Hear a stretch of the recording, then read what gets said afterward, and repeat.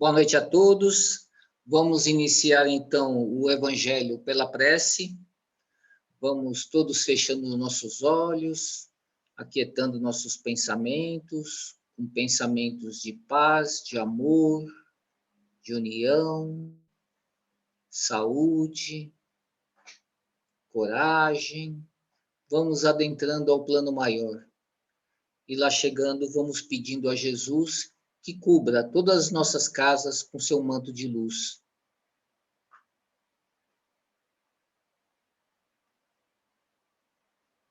Vamos todos nós fazendo uma prece. Pai nosso que estais nos céus, santificado seja o vosso nome. Venha a nós o vosso reino e que seja feito a sua vontade, assim na terra como no céu. O pão nosso de cada dia nos dai hoje. Perdoai as nossas dívidas, na medida em que perdoamos os que nos têm ofendido. E não nos deixeis, Senhor, cair em tentação, mas livra-nos de todo mal. Graças a Deus. O evangelho de hoje, eu vou falar sobre o capítulo 10, Bem-aventurados os misericordiosos.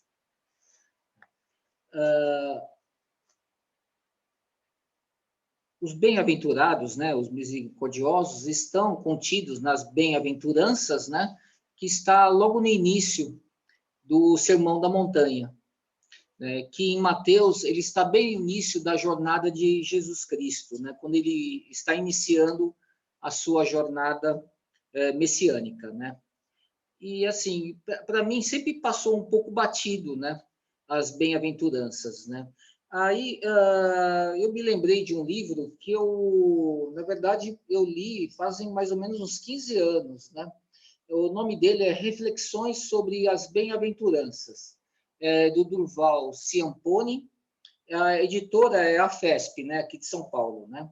O livro é muito interessante porque ele faz um estudo bem assim detalhado, né, sobre o significado das bem-aventuranças, né? E, e, e depois faz comentários um a um.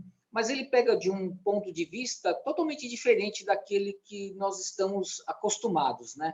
Porque aqui no Evangelho, né, o que acontece? Cada capítulo é uma bem-aventurança, e aqui ele faz uma análise geral sobre as bem-aventuranças, né, e sobre a sua importância, né? Eu vou seguir, não fielmente, tá? Eu estou somando também com outros materiais que eu acabei utilizando nesse estudo, né? Mas o primeiro, né, que nós devemos ver é sobre essa importância, né?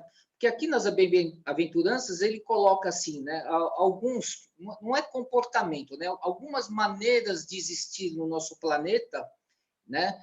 E as suas recompensas, né? Então ele inicia, né, com bem-aventurados os pobres de espírito, porque deles é o reino de Deus.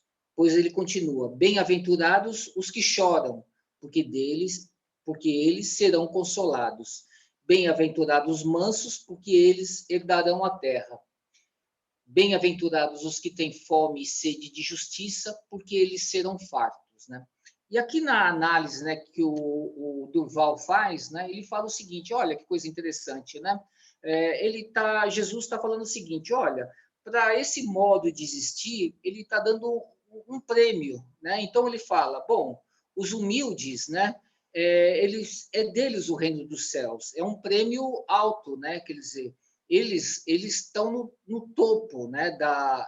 Como se fala, da evolução espiritual. Aí aparece o segundo: os que choram, porque eles serão consolados. Então, ele vai receber o benefício aqui no nosso planeta, né? Não é um benefício em outro local, né? E os mansos também herdarão a terra, né? Os que têm fome e sede de justiça, eles serão fartos de justiça, né? E os misericordiosos alcançarão a misericórdia. Mas na bem-aventurança seguinte, que são bem-aventurados os limpos de coração, eles verão a Deus. Quer dizer, é um prêmio muito grande, né? E os pacificadores, né? Bem-aventurados pacificadores, porque eles serão chamados filhos de Deus, né? Depois, em seguida, bem-aventurados que sofrem perseguição por causa da justiça, porque deles é o reino dos céus, né? E bem-aventurados sois vós quando vos injuriarem, e isso ele está se dirigindo aos apóstolos, né? E perseguirem, e mentindo disserem todo mal contra vós, por minha causa. Exultai e alegrai-vos, porque é grande o vosso galardão nos céus, porque assim perseguiram os profetas que foram antes de vós.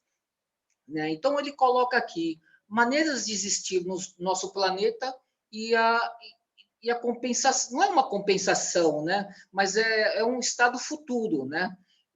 Então, assim, o que o Durval fala, né? Ele começa a categorizar isso, né? E é interessante, ele abre um aspecto, né? Que os que choram, por exemplo, os mansos, né? Eles vêm depois dos que choram, mas os mansos, eles também têm essa condição anterior, né?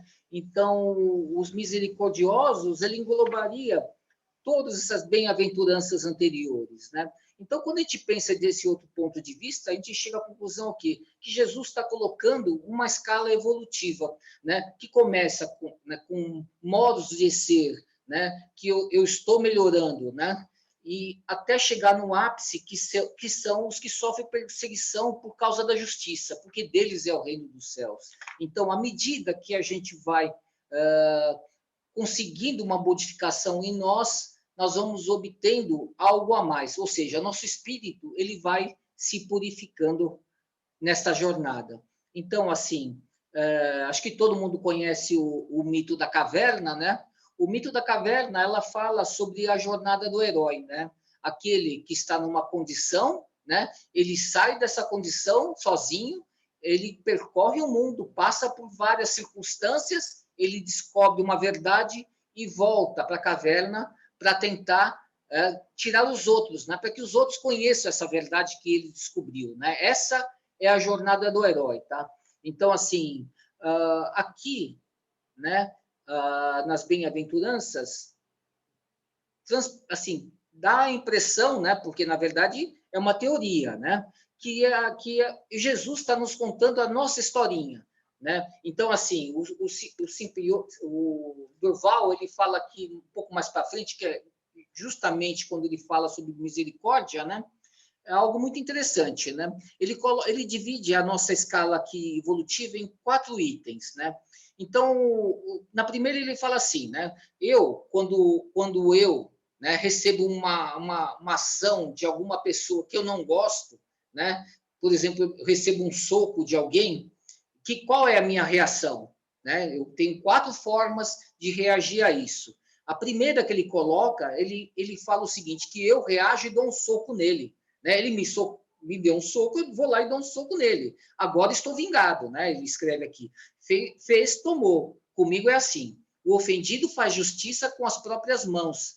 Não está incluído nas bem-aventuranças de Jesus. Né? Então, assim, nós somos todos criados simples e ignorantes. Né? Então, as nossas reações são as mesmas reações dos animais. Né? Então, o animal, né, ele vai correr atrás da comida, né? Então, ele corre atrás daquilo que ele quer, né, dos desejos dele, e foge de tudo aquilo que ele tem medo. É assim que os animais reagem e é assim que nós, no início da nossa escala evolutiva, também reagimos. Corremos atrás dos desejos, né? Que é alimentação, a procriação, é o conforto, a segurança, né? E fugimos de tudo aquilo que nos dá medo. Então, quando agimos desta forma, nós estamos agindo ainda como animais, né? A segunda fase, né? O que ele coloca aqui que eu recebo o soco, só que eu não revido, né? Eu tenho sede de justiça, né? Você há de pagar, né? Nem que seja do céu. Então, assim, que ele fala, bom, eu não reajo, né? Mas eu quero que Deus vá lá e se vingue. Eu vou na justiça e quero que se vingue dessa pessoa, né? Então, assim, é um grande salto para o anterior, porque eu já não estou revidando, né? Aí a terceira, ele fala assim, bom, o cara me soca e eu falo assim, não, deixa para lá, Deus é justo. Se eu devia passar por isso, é porque eu merecia. O ofendido não deseja punir o ofensor. Tá? Então, a minha reação é outra. Eu confio em Deus, né? Não peço vingança contra ele, né? E eu só aceito isso porque eu tinha que passar e acabou. E a quarta, né, postura, né, que eu levo o soco e aí o que eu falo? Nossa, eu tenho pena dele. Ele não sabe o que faz, coitado. Um dia vai aprender a lei do amor. O ofendido perdoa o erro do outro porque sabe que o misericordioso receberá a misericórdia, né? Então, assim, há uma mudança, né, da reação desse sujeito ao longo da vida ou das várias vidas, né, das várias encarnações, né? E transportando isso aqui para as bem-aventuranças, né, o que acontece? Essa mudança, né, de um estado para outro, por exemplo, primeiro eu revido, né, e depois eu chego à conclusão que esse revide não está certo, né? Então eu vou buscar a lei, tá? Então eu vou buscar a lei e fala, bom, Deus vai resolver isso, né? Então houve uma mudança dentro de mim, né? Essa mudança aparentemente não foi muito grande, mas foi, né? Se nós notarmos, ele coloca aqui, né, Jesus coloca no início da bem-aventurança, né, a humildade, né? Bem-aventurados os pobres de espírito, porque deles é o reino dos céus. Uma coisa a gente tem que entender, né, que as virtudes, elas não vêm para nós prontas. Eu não vou desenvolver ela a 100%. Então, em humildade, eu sou igual a um anjo. Não, eu vou ter uma humildade relativa ao meu grau evolutivo. Mas quando eu começo a despertar a humildade, né, o que acontece? Né? Eu começo a esquecer de mim, né, e começo a pensar no outro. Por quê? Porque a nossa vida, o que é? Né? São relações. Nós temos relações desde que nascemos, primeiro com a nossa mãe, com nossos parentes próximos, e aí vai aumentando cada vez mais o rol, né, de pessoas que entram em relação conosco, né? Então, assim, nossa vida é relação, nós não somos outra coisa, né? Tem correntes até psicológicas que falam, nós somos um emaranhado de relações, de relacionamentos, não somos mais nada além disso, né? Nós estamos aí, o que somos nós? Nós somos esse emaranhado de relações, tá? Então, assim, quando eu começo a deixar de pensar só em mim, né? Deixo de ser egoísta, né? Totalmente egoísta, não. Eu não vou ser também aquela pessoa que não tem egoísmo nenhum. Não, eu vou ter um egoísmo, né, relativo, né? E uma humildade também relativa. Então, eu acabo brigando com uma pessoa e depois eu falo, poxa, mas eu acho que, será que eu agi errado? Né? Só essa questão de eu colocar, será que eu agi errado, já foi um grande passo para essa pessoa. Talvez tenha levado 15 encarnações para que ele faça essa pergunta, né? E mais 15 para que ele realmente fale, não, eu agi errado. Né? Eu agi errado, né? Claro, primeira coisa mas que se dane, né? Eu agi errado, mas eu tinha que defender o meu, porque primeiro a gente fala assim, né? E depois, aos poucos, nós vamos ver, não, eu agi errado, né? Eu tenho que me resolver com essa pessoa. Mas isso é de grau em grau. Então, sem a humildade, né? Sem eu tirar esse farol que eu tenho sobre mim mesmo e eu conseguir enxergar os problemas do outro, mínimo que seja, eu não consigo dar um passo. Né? E nas bem-aventuranças vão aparecer pessoas assim, olha, o primeiro, depois do humilde, é os que choram. Ou seja, ele recebeu uma ação e ele não revida, né? Mas ele já está descrito aqui na Bem-aventuranças, né? O segundo o terceiro, na verdade, né?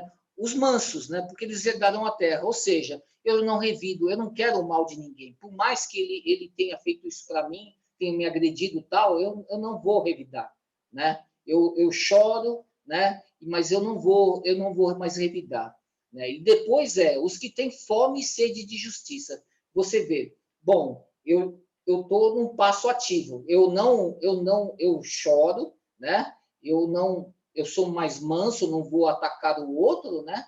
Mas aqui eu peço a Deus e peço a justiça para que me vingue, né? Mas está aqui na bem-aventuranças. Até que chega em bem-aventurados os misericordiosos, né? Então, os misericordiosos é um passo gigante à frente, tá? Então, assim, em questão de justiça, né?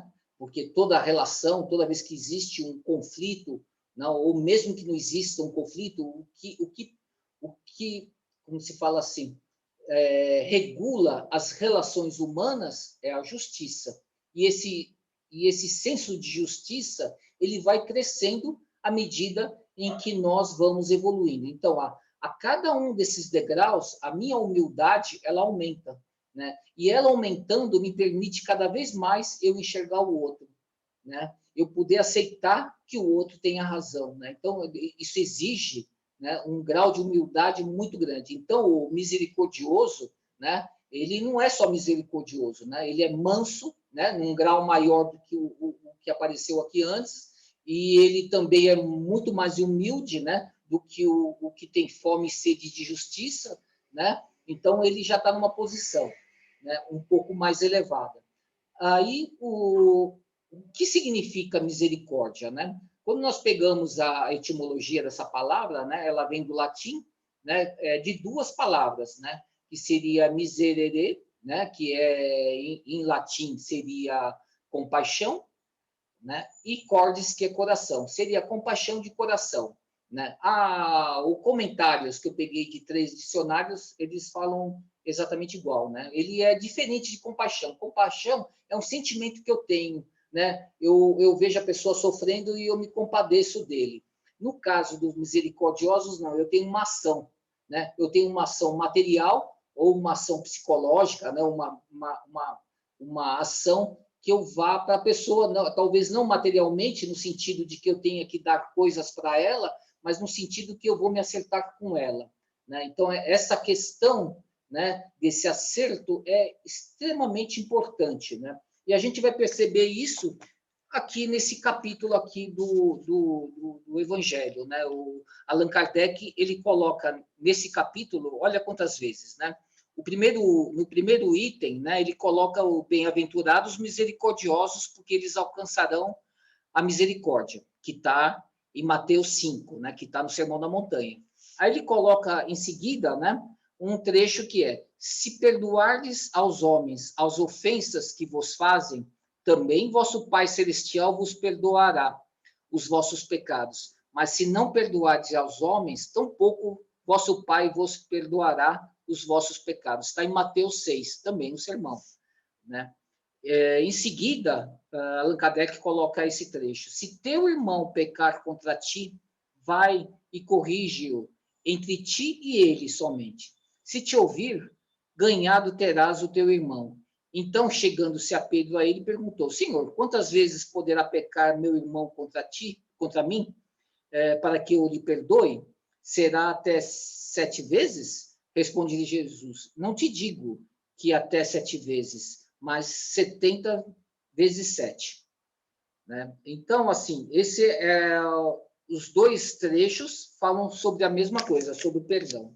Mas um trecho que ele coloca aqui, que está em Mateus 5, também no Sermão da Montanha, ele coloca aqui, Jesus: conserta-te sem demora com teu adversário, enquanto estás a caminho com ele, para que não suceda que ele te entregue ao juiz e que o juiz te entregue ao seu ministro, e sejas mandado para a cadeia. Em verdade te digo que não sairás de lá enquanto não pagares o último ceitil. Né? A gente vê que o texto é muito parecido com o anterior, né? E o último que Allan Kardec coloca aqui é um trecho que está em Mateus 5 também, e fala assim: portanto, se estás fazendo a tua oferta diante do altar e te lembrar aí que teu irmão tem alguma coisa contra ti, deixa ali a tua oferta diante do altar e vai te reconciliar primeiro com teu irmão, e depois virás fazer a tua oferta. Tá? Então, todos esses trechos ele coloca em primeiro lugar o quê? Né? O perdão, o acerto, né? De você ir até o outro, né? E se reconciliar, né?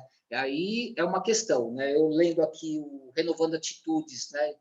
Do Espírito Hamed, né? A gente tem uma ideia um pouco mais detalhada do que seria o perdão, esse reconciliar, né? Porque a nossa ideia, né, a ideia que nós temos é que o perdão ele é algo assim, tipo, eu vou esquecer, né, o que aconteceu. A gente esquece o que aconteceu, né, e você está perdoado, né? Ou não, a pessoa me agrediu, né? e eu falo para ele, não, tudo bem que você me agrediu, eu te perdoo, tal, né? Aí no dia seguinte essa pessoa vai lá e agride de novo. Aí você fala, não, tudo bem, eu te perdoo de novo, eu sou uma pessoa magnânima e tudo mais. Mas se nós notarmos, não é isso que Cristo está falando aqui, né? Ele está falando para se reconciliar, né? Reconciliar, né, é diferente de você aceitar, né? Porque aceitar é uma coisa passiva, né? Ou esquecer, né? Não, aqui você vai lá e vai se entender com o outro, né? E Hamed coloca uma questão, aliás, várias questões muito importantes, né, em relação a isso, né? Que assim, para nós evoluirmos, né, nós temos que obrigatoriamente entrar em acordos com as pessoas, né? E analisar as situações. O que aconteceu?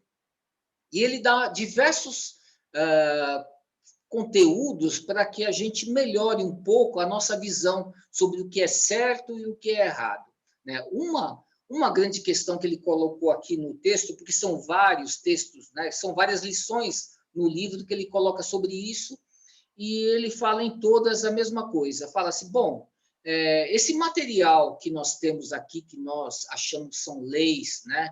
Que é a verdade que nós temos, né? Que nós adquirimos e tudo mais, esse material que nós usamos para criticar todo mundo, criticar o mundo e tudo mais, na verdade, é um material um pouco falho, né? Por quê? Porque ao longo da vida a gente vai escutando uma coisa aqui, outra coisa ali, lê um trechinho aqui, lê um trecho lá, tem um acontecimento, a nossa mãe fala uma coisa, o nosso pai fala outra, e a gente vai juntando isso, né? E quando a gente chega na fase adulta, muitos de nós têm isso muito, né, cristalizado, extremamente cristalizado.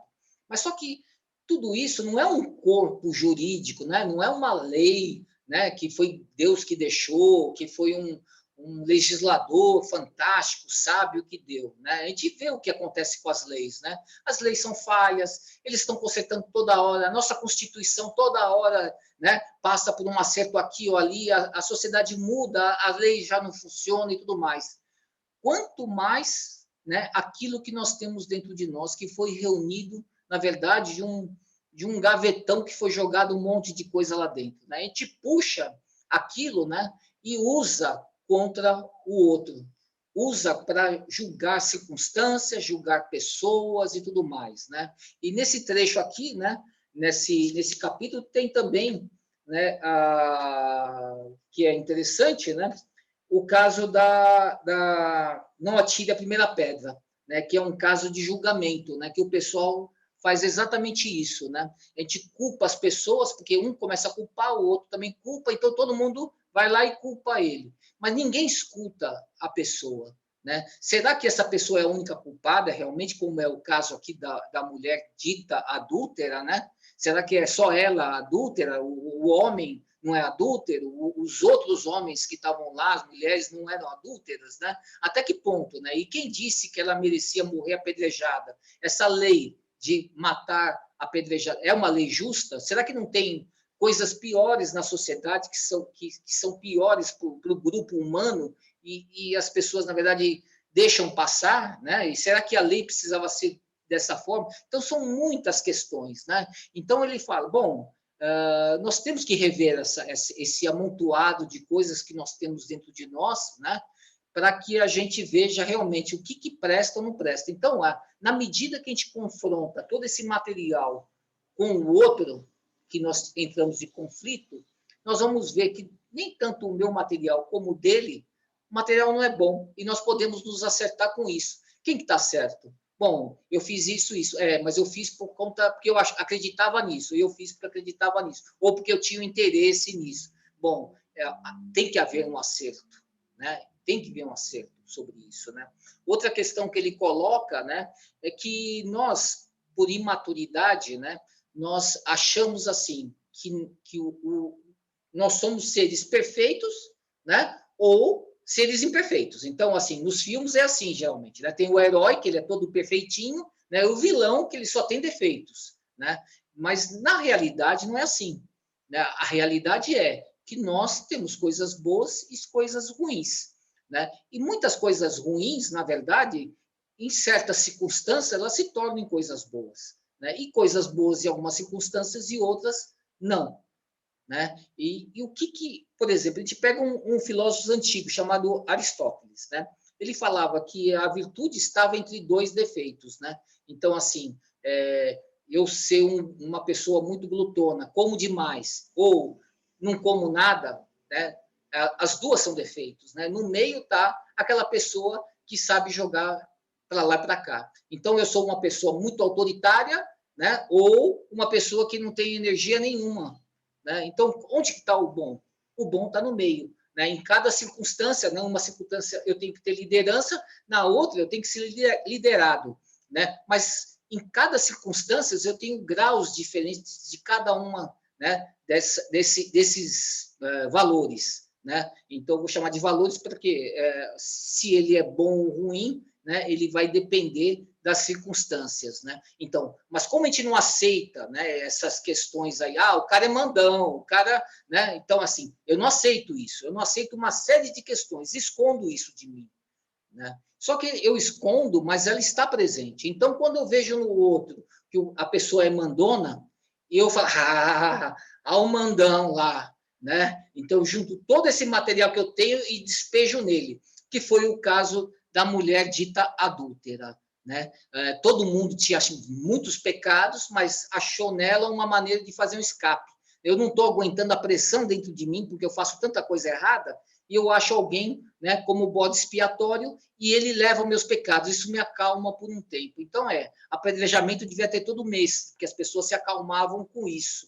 Né? Só que, qual o problema em nós? Né? Se eu escondo essas qualidades, né, negativas, sei lá, essas virtudes negativas de mim, eu não trago, não trago ela para próximo de mim, o que acontece? Eu sou uma pessoa partida, e uma pessoa partida nunca é inteira, né?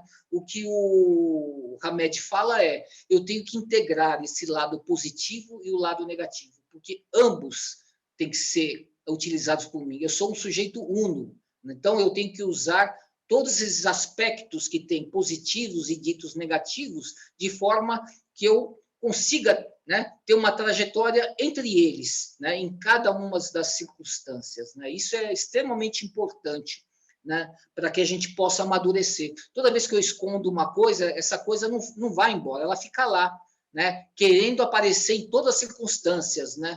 E aí causa explosões, uma série de coisas. Então, a pessoa madura, bem resolvida, ela transita sobre todos esses aspectos dela.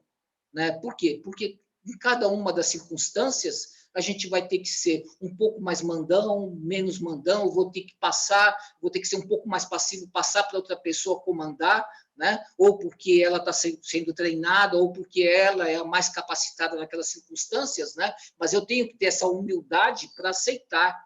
Não é isso? Sem a humildade, eu não consigo enxergar a mim mesmo. Eu falo, bom, mas essa pessoa é muito mais capaz nessa circunstância. Ela estudou isso, fez isso. Olha, vamos fazer o seguinte, agora você toca isso aí, e o que você precisar, né, você me fala que eu já estou correndo atrás para te ajudar.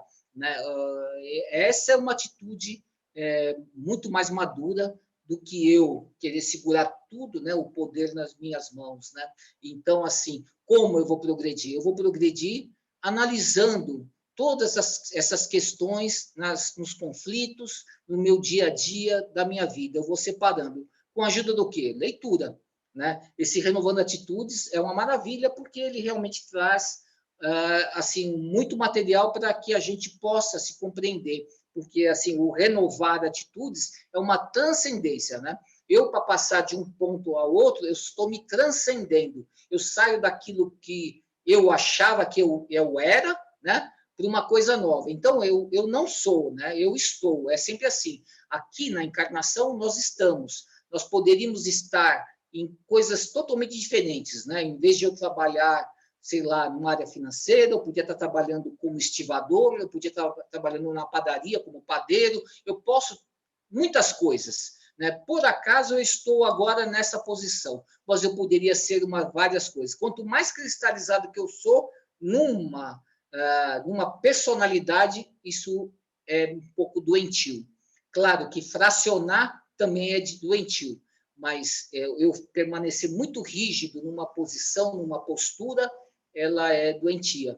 A gente tem que ir liberando, lendo, aprendendo, pensando, né? E outra questão que ele coloca é o distanciamento. Toda vez que acontece um conflito, né, nós temos que nos afastar desse conflito. Parar de pensar nisso, né? Porque na nossa cabeça vai criando histórias, criando imagens e tudo mais, a gente não dorme, aquilo não sai da nossa cabeça, quanto mais a gente quer parar, né, aquilo vai aumentando. Então, eu tenho que ter um distanciamento, né? Então, eu me afasto, se eu não estou conseguindo, eu paro, vou num lugar calmo, eu vou fazer uma caminhada, prece é essencial, porque a prece me ajuda a desligar da situação. E quando eu consigo me desligar, eu vejo a mim mesmo naquela circunstância, eu estou me vendo e posso me julgar. Falei, bom, Marcos, você não agiu direito, né? Então, você deveria ter uma outra postura. Ele também não foi muito bom, não, porque podia ter isso. Bom, mas agora eu estou calmo, eu posso ir lá conversar com ele. E assim eu consigo me reconciliar com o outro. Porque senão vai ser uma chuva de acusações. Se eu chego lá com o outro para discutir, né, vai ser uma briga. Não, eu tenho que ir lá me reconciliar. É uma postura diferente, né? Eu escutei uma vez, né, foi numa palestra da Lucelena, que ela falou uma coisa interessante, né? Quando duas crianças estão brigando por causa de um ursinho, né? Se eu entrar na briga no nível delas, né? A briga não vai ter dois, vai ter três, porque eu vou entrar no nível dela, eu vou falar, não, o ursinho é dela, o ursinho, sabe? Não dá. Eu tenho que entrar como adulto. O adulto entra numa posição superior aos dois, não é isso? E o conflito se resolve por quê? Porque alguém de uma posição superior conseguiu, né, reconciliar os dois. Ou seja, é um triângulo, não é isso? E na questão aqui também dos aspectos positivos e negativos, né? Que o Aristóteles falava era a mesma coisa, não é na mesma posição. Né? Se eu sou líder de um jeito ou passivo do outro, eu quero achar uma solução, eu tenho que estar num nível superior a isso, enxergar os dois pontos e fechar isso num triângulo. Né? Que eu possa enxergar os dois lados, né, numa posição superior e falar, bom, eu acho melhor eu deixar o outro tomar conta, né? Isso. Ou eu sou muito, como se fala assim, eu junto demais o dinheiro, do outro eu não junto nada, não, eu tenho que estar no meio termo. Então, quando eu vou analisar uma circunstância, meu filho vem pedir dinheiro, como é que eu vou julgar? Né? Eu vou julgar de uma posição superior, olhando os dois, falei, bom, o que ele está me pedindo, os motivos dele são claros. Então, eu discuto com ele, olha, você falou assim, assim, assado, né? Eu posso ir a tanto, tá? Mas não dá, porque eu tenho que guardar, né? Por conta disso, disso. Agora, se eu falo assim, não, eu tenho que guardar tudo. Não, você não vai ter nada. Ah, mas o motivo é justo, mas eu não vou te dar. Né? Então, assim, fica difícil, né? Porque as relações, elas se tornam impossíveis. Né? E muitas casas funcionam assim. Né? Então, nós temos que ter esse distanciamento, né? Ver realmente até onde, né, em cada uma das circunstâncias, esses aspectos que nós temos na nossa vida, ele é favorável ou desfavorável, né? Não simplesmente negar ou dar o dinheiro, pede o dinheiro, toma, pega minha carteira, pega quando você quer, né? Também não é bom, né? Então, assim, o bom é que se discuta, né? Por quê? Porque eu cresço e a pessoa também vai crescer. Essa reconciliação que Jesus fala é muito interessante por isso. Por quê? Porque faz parte da nossa jornada. E se nós pegamos a bem-aventuranças, qual é o caminho que nós vamos seguir para chegar a um pacificador? Né? Um pacificador tipo o Gandhi, né? Porque o Gandhi foi isso, um pacificador. Né? E para chegar até Gandhi, o que nós temos que fazer? Temos que fazer essa jornada. Numa vida? Não, vai ser muitas vidas. Né? Então, assim, pelas bem-aventuranças a gente vê que Cristo falava sobre encarnações, né? Porque é impossível um ser humano partir, né, do início, né, dela, que ele só chora, por um pacificador que está lutando por um povo. Né? É uma jornada. Pode acontecer? Pode. Né? Há uma jornada gigantesca. Né? O herói vai desenvolvendo essas ferramentas durante as dificuldades e circunstâncias que ele vê pela vida. Né? Mas nós temos que aproveitar essa jornada desta forma. Né? Em cada uma das oportunidades, a gente vai fazendo autocrítica. Né? Outra coisa que o o Hamed fala é, quando nós julgamos o outro, né, ele fala, dá um break, né? Por quê? Porque todo o material que você joga contra o outro, na verdade, não tem nada a ver com o outro, porque você nem conhece ele. Você não sabe nada da vida dele, porque você é tão egoísta que você só sabe de você. Então, tudo que você jogou para ele, na verdade, é seu. Você pega aquilo e fala assim, não, eu sou assim. Tudo que eu numerei a pessoa, eu puxo para mim e falo, ó, eu sou assim, assim, assado. Tudo que eu falei dele, sou eu. Ele só foi um espelho, né, que refletiu a minha imagem. Né? Então, eu acho que o Hamed e o Durval aqui, acho que acertaram bem nessa lição. Né? A gente vê que Cristo coloca um peso gigantesco sobre o perdão, sobre essa reconciliação, principalmente. Né? Porque, como eu falei, né, o perdão muitas vezes tem essa conotação negativa de esquecimento, né, e de passividade. Não, na verdade, é uma oportunidade para que a gente reflita sobre nós, né, e sobre o outro. Né? Por quê? Porque é a única forma de nós amadurecermos. Não existe outra forma. Eu não estou sempre certo, nem o outro está sempre errado. Né? A verdade, se é que ela existe, ela está entre nós. Mas em cada circunstância a gente pode se acertar para ver qual é a circunstância que atenda aos dois da melhor forma possível.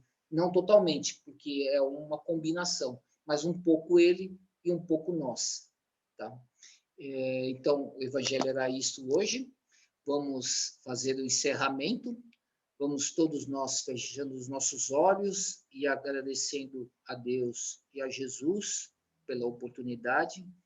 Vamos todos nós plasmando no centro da sala central do Amor em Gotas uma linda bandeja luminosa e vamos nela depositando flores maravilhosas de todas as cores, com odores,